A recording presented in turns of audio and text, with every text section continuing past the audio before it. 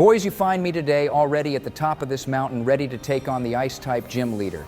Go hit the like and subscribe buttons and join our channel as a member if you want early access to our videos. Looks like we won't be in fact battling the Ice-type gym leader George, because this peasant wants to battle us again.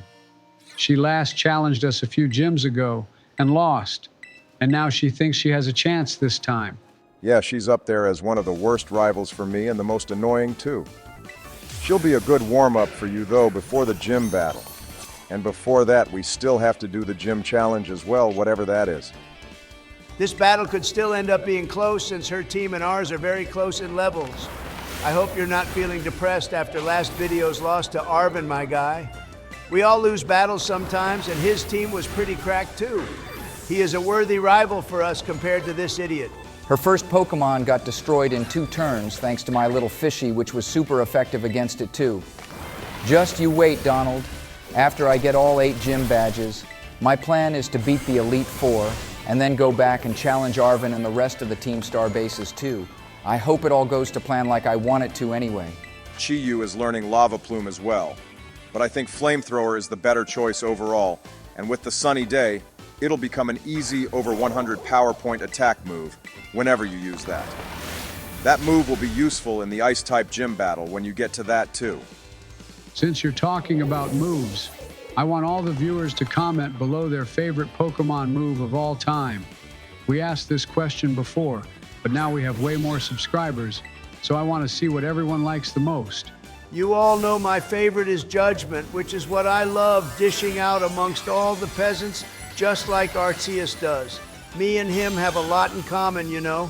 I wish I could sometime disappear into my own dimension and stay there whenever I need a break from life on Earth, boys. Trust me, Donnie. I think a large population of this planet would also love for you to go to another dimension and stay there permanently, LMAO. But if you do, I will miss your little comments about how bad Joe is at Pokemon and how great I am at battling. You must be losing your mind, Barry, because I never ever said you were good at battling, and in fact, I'm pretty sure I said Joe is better at them than you, and I know a lot of people would agree with me on that. Hell, even George is better than you, and this is his first Pokemon game too. Well, I did just beat Nimona again, although she did manage to take out my fishy with her terrestrial Pokemon. That's one thing I won't even bother using, I think, guys, because it's just boring and doesn't really do anything for me. Plus, our team is hella strong as it is and will only get better. This is the challenge for this gym, which appears to be a sled run down the mountain like some Winter Olympics sort of shit, boys. What another pointless gym challenge, which does nothing but waste our time from the gym battle. I really do miss the old days of just battling trainers and then going straight to the gym leader. This one is just sliding around for about 10 seconds as well. Imagine failing this too.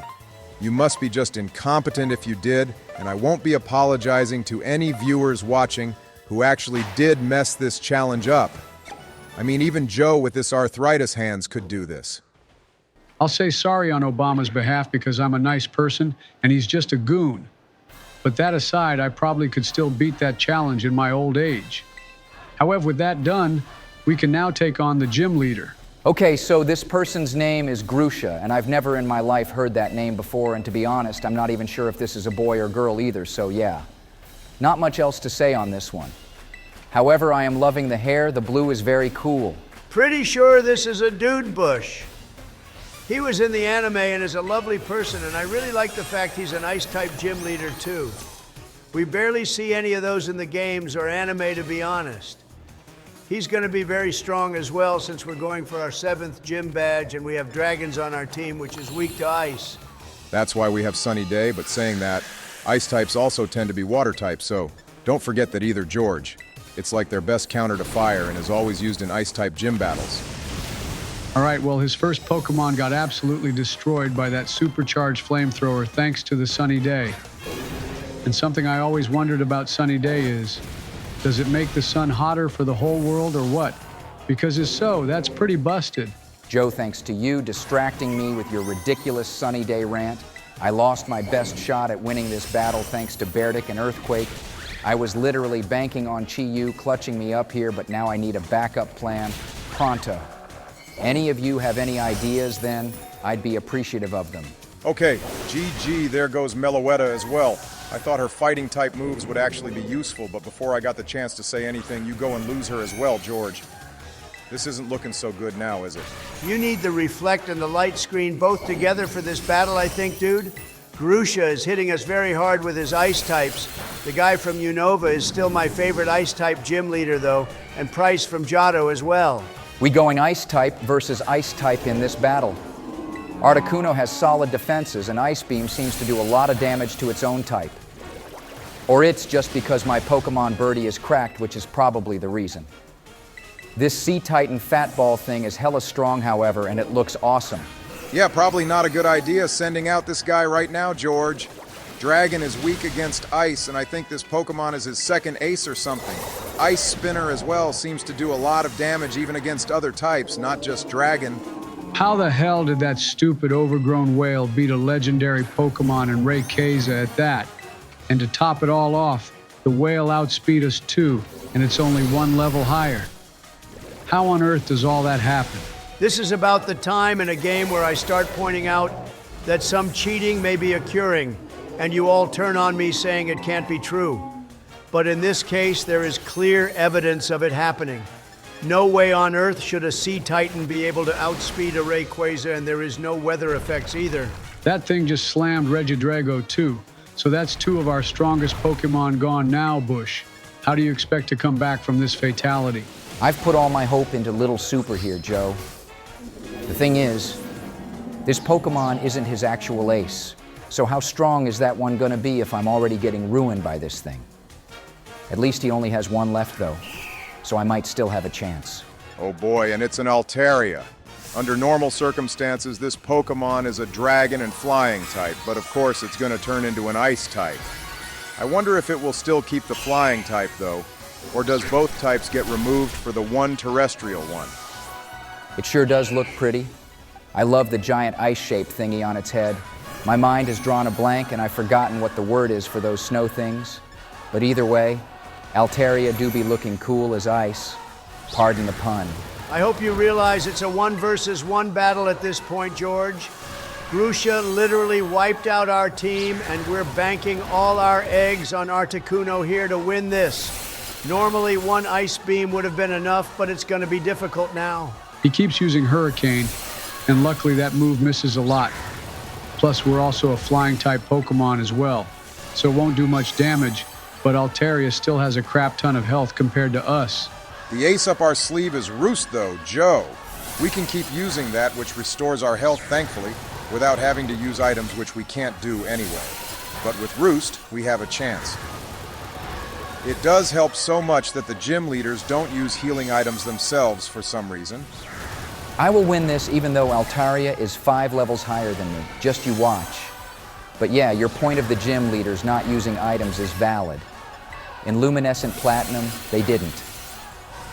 Something about the Switch Pokemon games has definitely made things easier for the players. And there we have it, guys. George has Ice Beamed the Ice-type gym leader to victory. Somehow this strat of yours worked when it really shouldn't have. Granted, though, we lost the entire team, and now Articuno is one of my favorite Pokemon ever, and so is the move, Roost. Maybe someone should edit this bit of the game out, or at least keep Joe away for the next 5 minutes.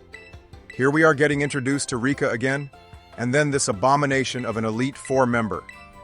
Oh my God, it's Poppy again. Now this little child is apparently stronger than everyone in Paldea. Stronger than all the gym leaders we've faced as well somehow. Now I'm not one to put down a child genius for something like chess, but this is just ridiculous. Personally, I have nothing to say about that. So how about we cut to the 8th gym boys? Hang on, Obama told me to leave the room to make him a coffee, so what did I miss, guys? I see we're in the Ghost Town gym location now with that so-called rapper lady. Trust me, Joe, it's better off you don't know what you missed for all our sakes. This mountain is cursed, so I suggest we get this gym done and beaten, and then we can go back to the south of the region and take on Arvin again, George, and hopefully this time you'll win. Yeah, well, this is the last one now, so let's try make it special. That Ice-type gym was cracked, so I hope this one is going to be easier at least. I mean, Chi-Yu should do much better in this one since he's a Dark type, and Ghost can't affect him unless there's a Sable Eye or something. They will have a Sable Eye here for sure, but it won't matter. Just use Sunny Day and then spam Flamethrower, dude. You'll one-shot the whole Ghost-type squad and the gym leader's pathetic rapping as well, which no one even cares about. She's even showed up in the anime as well, guys. Our little Meloetta is going to be awesome in this battle too. With Psyshock, we'll be able to take on both Pokémon at once, since this gym actually uses double battles as its rule. I'd like to say that Tate and Liza was the first to do this back in the day. Tate and Liza were cracked, and I hated battling them back in Pokemon Sapphire Joe. Plus, in Emerald, they got an even stronger team for some reason. Not like they needed it, but those old gym leaders make these ones look like cakewalks, to be honest. They were just better and actually used healing items. Well, these trainers aren't providing much of a challenge for me, but I will say, it's sure nice to be having normal trainer battles before the official gym battle, instead of some dumb olive pushing challenge or ice sledding. I even get some free experience from these battles too. Yeah, these guys will be great for that. I hope we get to see more new Ghost-type Pokemon, though, because so far we've all seen the older ones like Haunter here. I'm surprised you haven't made any jokes about me turning into a Ghost-type Pokemon, Donald. Actually, you haven't made that joke at all since we started these videos. But if you're talking about new Ghost types, then that dog one is my favorite. He looks like a gravestone. Yeah, and they bury themselves in the ground and then jump up at you if you walk by. They're all over this mountain, but I don't understand why you'd have a Ghost-type gym right at the top of a snowy mountain. That logic doesn't make sense to me. True, the only one that should be up here is the Ice-type one. And then they could have put the Ghost-type one down in the desert somewhere or in a cave even. A gym in a cave would have been a really cool idea, like a Ghost or Dark-type one. Shame they didn't think of that, but I did.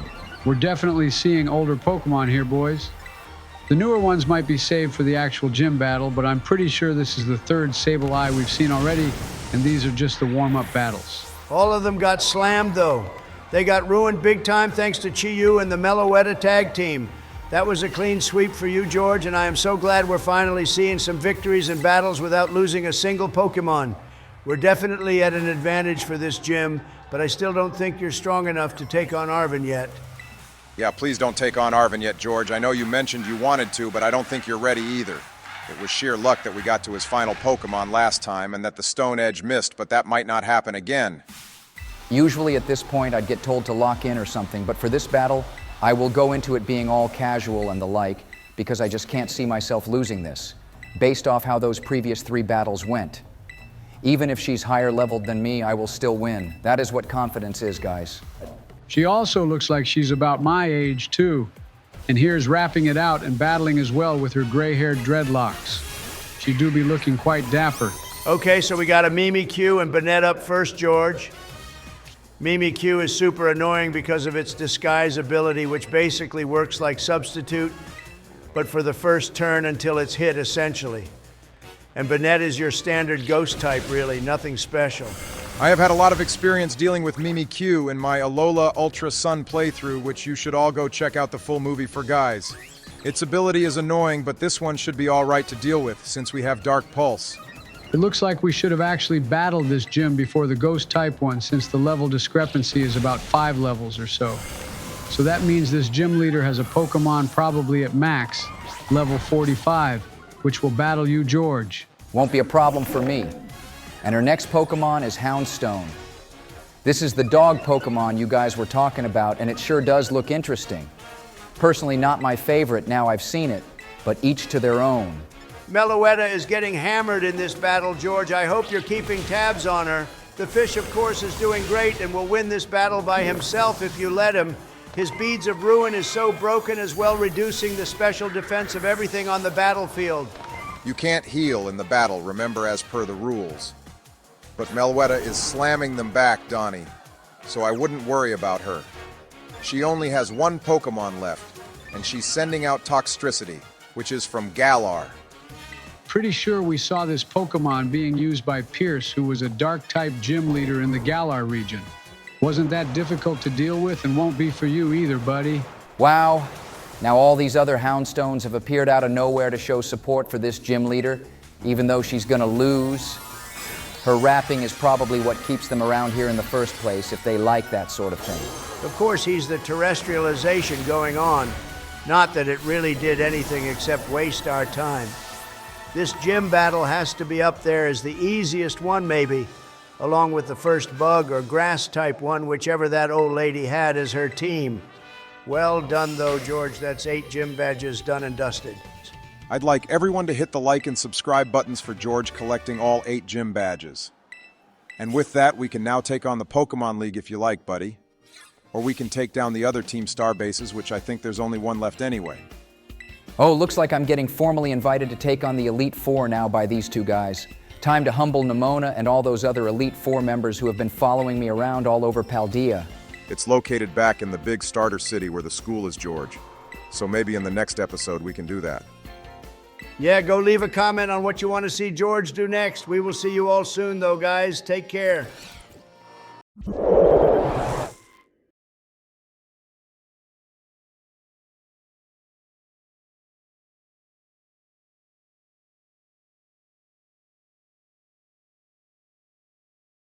You